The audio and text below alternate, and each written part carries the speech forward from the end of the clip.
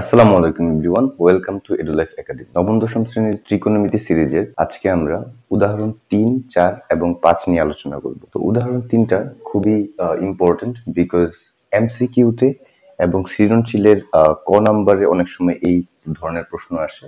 অর্থাৎ একটি ত্রিকোণমিতিক অনুপাতের মান দেওয়া থাকে এবং সেখান থেকে অন্যান্য যে ত্রিকোণমিতিক অনুপাতগুলো রয়েছে, যেমন এটা তো tan দেওয়া আছে, সাইন কস কট সেক কোসেক, সেগুলোর মান নির্ণয় করতে হয়। এই যে এটা কিন্তু একটা কোণকে নির্দেশ করে। আমরা জানি যে ত্রিকোণমিতিক অনুপাতের পরে যেটা থাকে, এখানে tan থিটা থাকতে পারতো, তারপরে tan আলফা থাকতে পারতো, tan বিটা থাকতে পারতো। তো যেটাই থাকুক এখানে, বা tan m থাকতে পারতো, যেটাই থাকুক সেটা হলো অজানা কোণকে নির্দেশ করে। তো এখন আমরা শিখব যে কিভাবে এই ধরনের অঙ্ক আসলে বা এই ধরনের টার্ম আসলে সেটাকে আমরা সলিউশন করব। ওকে, তো শুরু করি।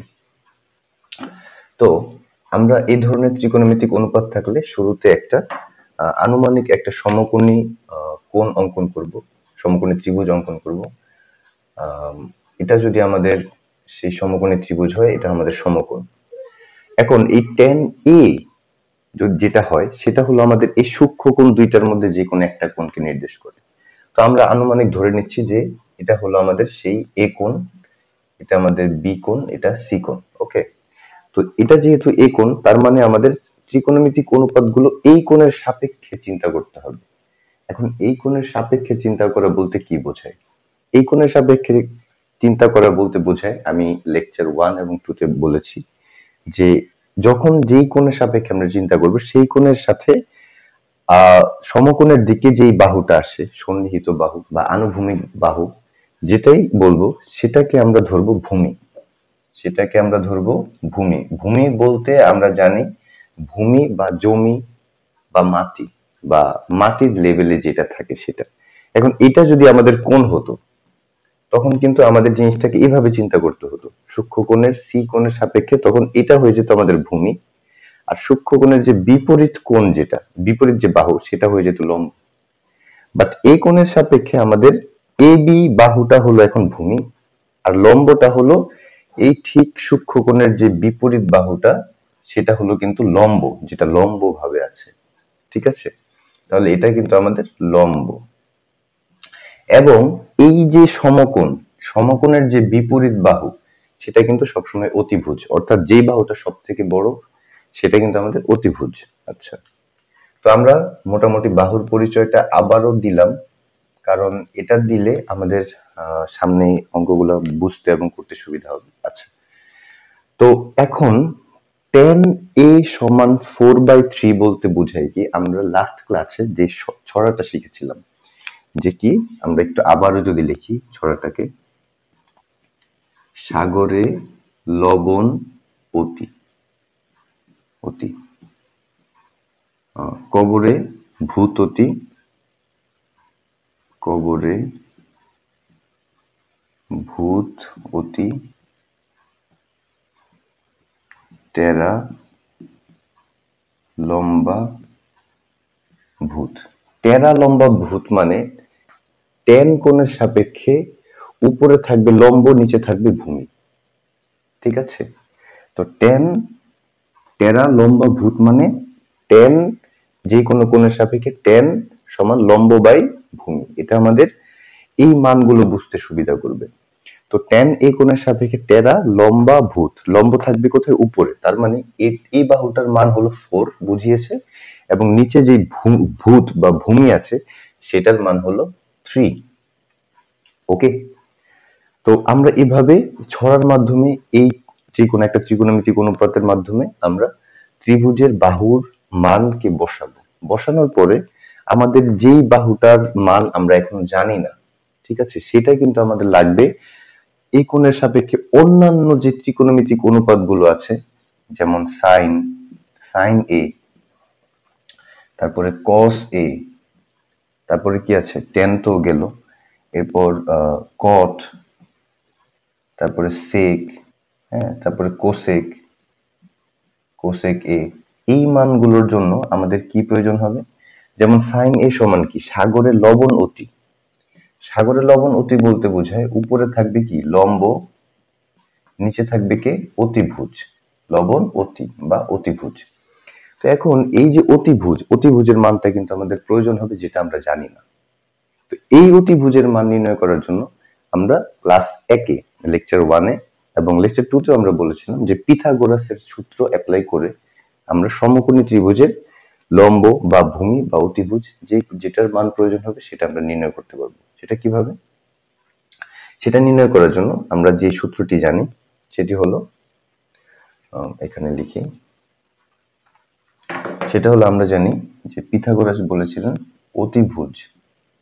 অতিভুজ স্কয়ার সমান লম্ব স্কয়ার প্লাস ভূমি স্কয়ার। ওকে, তো অতিভুজের মানটা আমাদের লাগবে, তাই না? তো অতিভুজ স্কয়ার সমান লম্ব কি 4 স্কয়ার প্লাস ভূমি 3 স্কয়ার। তো কি হলো 4 স্কয়ার মানে 16, 3 স্কয়ার মানে 9। তো দুইটাকে যোগ করলে হবে 25। এখন এটা আমাদের কিসের মান? অতিভুজ স্কয়ার। তো আমরা যদি এখান থেকে শুধু যদি আমরা অতিভুজটাকে রাখতে চাই, হ্যাঁ, এটা কিন্তু আমাদের অতি স্কয়ারের মান 25। তো এখন যদি আমরা শুধু অতি চাই, স্কয়ারটাকে ওই পাশে পাঠিয়ে দিলে অপর পাশে গেলে রুট হয়ে যায় এবং সেই রুট করলে সেটার অ্যান্সার আসে 5। তার মানে আমাদের এই সমকোণী ত্রিভুজের অতিভুজের মান কত? সেটা কিন্তু 5। তো আমরা যেহেতু সমকোণী ত্রিভুজের 3টা বাহুরই মান পেয়ে গেলাম, এখন কিন্তু আমাদের জন্য ত্রিকোণমিতিক অন্যান্য যেই অনুপাতগুলো সেটা নির্ণয় করা সহজ হবে। সেটা আমরা কিভাবে নির্ণয় করব? সাগরে লবণ অতি, কবরে ভূত অতি, টেরা লম্বা ভূত, এই ছড়াটা জানলে।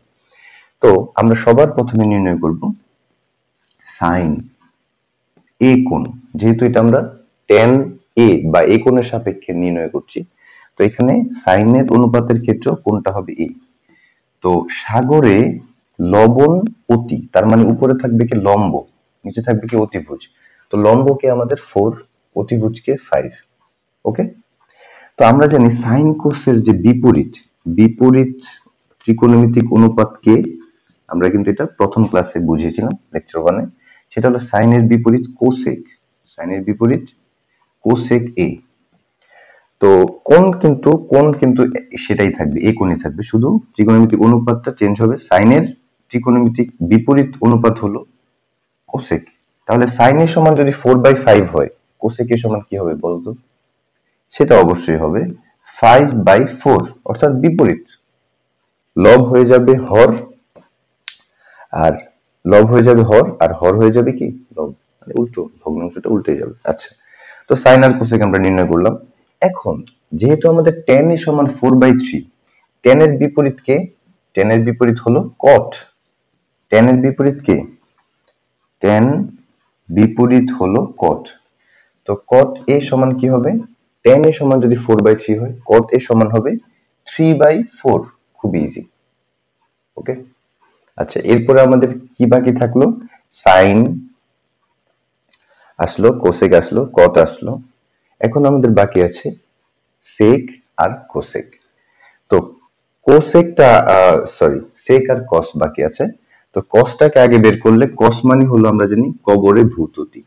আমরা যদি আগে কসটা নির্ণয় করি, কস এ বা কবরে ভূত অতি, উপরে কি হবে ভূত বা ভূমি আর নিচে কি হবে অতিভুজ বা অতি, কবরে ভূত অতি। এখন কসের বিপরীত কি? আমরা জানি কসের বিপরীত sec। তাহলে sec এর সমান কি হবে 5/3। হয়ে গেল ত্রিকোণমিতিক অনুপাত। তো এভাবে আমরা যে কোনো একটি ত্রিকোণমিতিক অনুপাত দেওয়া থাকলে সেটি দিয়ে কিন্তু আমরা বাকিগুলো খুব ইজিলি বের করতে পারবো। এটা খুবই শর্টকাট একটা মেথড, এটা আমরা অ্যাপ্লাই করে যে কোনো ত্রিকোণমিতিক অনুপাত নির্ণয় করতে পারবো। তো এটা ছিল উদাহরণ 3। তো আশা করি তোমরা বুঝতে পেরেছো। এখন আমরা উদাহরণ 4-এ চলে যাব। আচ্ছা, তো উদাহরণ 4-এ বলেছে যে এবিসি একটা সমকোণী ত্রিভুজ এবং এই কোণের বি কোণটি হলো সমকোণ। তো আমরা প্রথমে এইটাকে যদি চিত্রায়িত করি, তাহলে আমরা একটা সমকোণী ত্রিভুজ অঙ্কন করব, যেই সমকোণী ত্রিভুজের কোণ বিটা থাকবে সমকোণ। ঠিক আছে, এতটুকু করলাম। এরপর বলেছে tan a, অর্থাৎ এই কোণের সাপেক্ষে আমরা চিন্তা করব। তাহলে আমরা যে কোনো একটা কোণকে এই কোণ দিই, এটাকে এই কোণ দিলাম, তাহলে এটা আমাদের সি কোণ। তো তো এই কোণের সাপেক্ষে tan a সমান যদি 1 হয় তাহলে 2 sin a into cos a সমান 1 এর সত্যতা যাচাই করো, অর্থাৎ 2 sin a ইন্টু গুণ cos a সমান, এটাকে সমীকরণ সমাধান করলে 1 হবে, এইটা যাতে এটা সত্য কিনা সেটা আমাদের যাচাই করতে হবে। তো tan a সমান 1 বলতে আমরা বুঝি যেটা বোঝায় টেরা লম্বাভূত, অর্থাৎ এখানে লম্ব বাই ভূমি এই দুইটা রাশিকে সমাধান করে সেটা 1 হয়েছে, ঠিক আছে, এরকম কিছু একটা। তো আমরা ধরে নিচ্ছি যে এই লম্বটা ছিল a এবং ভূমিটাও ছিল a, যার কারণে a a কাটাকাটি করে 1 হয়েছে। তো এই কোণের সাপেক্ষে আমরা জানি লম্বটা আমাদের BC এবং ভূমি আমাদের AB হবে, ঠিক আছে, এটা আমরা মাত্রই শিখলাম। তো আমরা লম্বটাকেও a দিই এবং ভূমিটাকেও a দিই, ঠিক আছে। তো দেওয়ার পরে আমাদের যেটা করতে হবে, আমাদের যেহেতু এটা সমাধান করার জন্য sin a লাগবে, তো sin a সমান কি হবে, সাগরে লবণ অতি। তো আমরা তো এখন অতিভুজটার মান জানি না, তো অতিভুজটা আমরা কিভাবে নির্ণয় করব? আমরা জানি যে অতিভুজ স্কয়ার সমান লম্ব স্কয়ার প্লাস ভূমি স্কয়ার। তো অতিভুজ স্কয়ার সমান কি হবে, a স্কয়ার, লম্ব কি a, ভূমিও a square plus a square, তার মানে কি হলো 2a স্কয়ার। তো যেহেতু অতিভুজ স্কয়ার, তো আমাদের অতিভুজের মান প্রয়োজন হবে, তাহলে অতি সমান কি হবে, √2a স্কয়ার। তো এর উপরে যে স্কয়ারটা আছে সেটা, আর রুট কাটা গিয়ে শুধু a থাকবে, কিন্তু 2 এর উপরে যে রুট আছে সেটা কিন্তু √2ই থাকবে, সো √2a এটা হবে। তো আমরা অতিভুজের এখানে লিখতে পারি যে অতিভুজের মান সমান √2a, এর উপরে কিন্তু রুট নেই, ঠিক আছে, কারণ এর উপরে যে স্কয়ারটা ছিল সেটা রুটের সাথে কাটাকাটি হয়ে এটা শুধু a থেকে গেছে, আর √2 এর উপরে √2 সেটাই আছে। ওকে, আচ্ছা, তো আমরা এভাবে কিন্তু অতিভুজের মান নির্ণয় করতে পারি, চাইলে লম্বের মান নির্ণয় করতে পারি, ভূমির মান নির্ণয় করতে পারি, সেটা আমরা আস্তে আস্তে দেখব। তো আচ্ছা, এটা আমরা মুছে দিই। তো আমরা যেহেতু ত্রিভুজের তিনটা বাহুর মান পেয়ে গেছি, এখন আমরা sin a এবং cos এর মানটা বের করি। sin a সমান কি, সাগরে লবণ অতি। তো লবণ হলো a, লম্ব a, অতিভুজ হলো √2a। এরপর cos কি, এরপর cos হলো, cos a হবে কবরে ভূত অতি, তো a বাই √2a। এখন এটাকে যদি আমরা বাম পক্ষের সমীকরণটা লিখি, তো লিখি যে এটা বাম পক্ষটা ডান পক্ষ, তাহলে লিখি যে সুতরাং বাম পক্ষ সমান 2 sin a into cos a। তো 2 ইন্টু sin a, এই যে sin এর মান তোমরা বসাবো, a by √2a into cos এর মানটাও বসাবো, a বাই √2a। তো এরপর কি হবে, আচ্ছা এইখানে আমরা যেটা করতে পারি, এই নিচের a উপরের a কাটা দিতে পারি, তাহলে উপরে আমরা জাস্ট a একে a এভাবে লিখতে পারি। এই ক্ষেত্রেও কিন্তু সেম এটা লিখতে পারি। তো এখানে আমরা লিখতে পারি উপরে 1 থাকলো আর নিচে শুধু √2 থাকলো, এটা লিখতে পারি, ইন্টু এইখানেও সেম উপরে 1 আর নিচে শুধু √2 থাকলো। তো এই সবগুলোকে যদি আমরা ক্যালকুলেশন করি তাহলে কি হচ্ছে, এখানে 2 ইন্টু √2 কিন্তু দুইটা, এখানে 1 বাই √2, দুইটা মানে স্কয়ার দিতে পারি, ঠিক আছে। স্কয়ার দিলে এখানে কি হবে, 2 ইন্টু 1 এর উপর স্কয়ার মানে 1, √2 এর উপরেও কিন্তু স্কয়ার আছে, তো রুট আর স্কয়ারে কাটা গিয়ে শুধু 2 থাকবে, 2। তো এই 2 নিচের 2 এর উপরে 2 কাটা গিয়ে শুধু 1 থাকবে, এবং এটাই কিন্তু আমাদের ডান পক্ষে আছে, তাহলে আমরা লিখতে পারি সমান ডান পক্ষ, তাহলে কথাটা কি সত্য লিখতে পারি। তো এভাবেই কিন্তু আমাদের মূলত সলিউশন গুলো করতে হবে। তো এই ছিল উদাহরণ 4, আশা করি তোমরা বুঝতে পেরেছো। তো এখন আমরা উদাহরণ 5 এ চলে যাব। আচ্ছা, তো উদাহরণ 5 এ আছে যে প্রমাণ করো যে tan theta plus cot theta সমান sec theta into cosec theta. তো এইটাকে সমাধান করার জন্য আমরা দুইটা সূত্র শিখব। সূত্র 1 হলো, সূত্র 1 হলো tan থিটা বা যে কোনো tan অজানা কোণের সাপেক্ষে tan থিটা সমান আমরা লিখতে পারি sine theta by cos theta. খুব ইজি। তো tan এর বিপরীত কি আমরা জানি, tan এর বিপরীত সমান cot। তো tan সমান যেটা, cot সমান সবসময় সেটার উল্টাটা হবে, এটাই স্বাভাবিক। tan সমান আমরা যদি sin বাই cos থিটা লিখতে পারি, cot সমান আমরা cos বাই sin থিটা লিখতে পারি, তাই না? খুব ইজি। আচ্ছা, এরপর আরো একটা সূত্র আমাদের কাজে লাগবে, যেটা আমরা লাস্ট ক্লাসে দেখিয়েছিলাম, প্রমাণ করে দেখিয়েছিলাম। সেটা হলো sin square theta plus cos square theta সমান 1। এটা আমাদের সূত্র 2। ঠিক আছে, তো এই দুইটা জিনিস আমরা একটু নোট করে রাখলাম, এটা বাম পাশে রাখি। আচ্ছা, তো এখন আমরা সরাসরি যেটা করব, এখানে লিখব যে বাম পক্ষ থেকে আমরা কাজটা শুরু করি। বাম পক্ষে আছে কি আমাদের tan theta plus cot theta. তো আমরা মাত্র দেখলাম tan থিটা সমান আমরা কি লিখতে পারি, sin বাই cos। তো আমরা লিখি tan থিটা সমান sin theta by cos theta, এবং cot থিটা সমান আমরা কি লিখতে পারি, cos theta by sin theta. তো আমরা সেটা লিখি cos theta by sin theta. এরপর আমরা যদি লসাগু করি, এই দুইটা হর ভিন্ন যেহেতু, দুইটাকে আমরা গুণ করে নিব, cos theta into sin theta. ঠিক আছে, তো এবার এই যে লবটা, ঠিক আছে, এই যে হরটা, এই হরটাকে যদি আমরা এখানে এনে এই হরকে ভাগ করি, cos থিটা দিয়ে যদি আমরা এই হরটাকে ভাগ করি, তাহলে cos থিটা এবং cos থিটা কাটা গিয়ে শুধু কি থাকবে, sin থিটা। তো যেটা থাকবে সেটার সাথে আমরা কি করি, উপরে যে লব থাকে ওই ভগ্নাংশের, সেটার সাথে গুণ করি। তো sin থিটা আর sin থিটা গুণ করলে কি হবে, sin স্কয়ার থিটা। দুইটা sin গুণ হয়ে গেল না, sin স্কয়ার থিটা। তো একইভাবে আমরা আবার যদি এই ভগ্নাংশের যে হর আছে, এই ভগ্নাংশের যে হর আছে, সেই হরকে যদি এখানে এনে যদি আমরা এই ভগ্নাংশের হরকে ভাগ করি, sin থিটা দিয়ে যদি ভাগ করি, তাহলে কি হবে, এই sin থিটা কাটা গিয়ে কে থাকবে, cos থিটা। যেটা থাকবে সেটার সাথে আমরা কি করব, যে লবটা আছে সেই লবকে গুণ করব। তো cos থিটা গুণ করলে কি হয়, cos square theta, cos square theta. আচ্ছা, এখন আমাদের এই সূত্রটা কাজে দিই, sin square theta plus cos square theta সমান 1। তো আমরা এইখানে সুন্দরভাবে দেখতে পাচ্ছি যে ওইখানে sin square theta plus cos square theta আছে, যেটার পরিবর্তে আমরা 1 লিখে ফেলতে পারি, এবং নিচে থাকবে কি cos theta into sin theta. এখন এরা তো গুণ আকারে আছে, তাই না?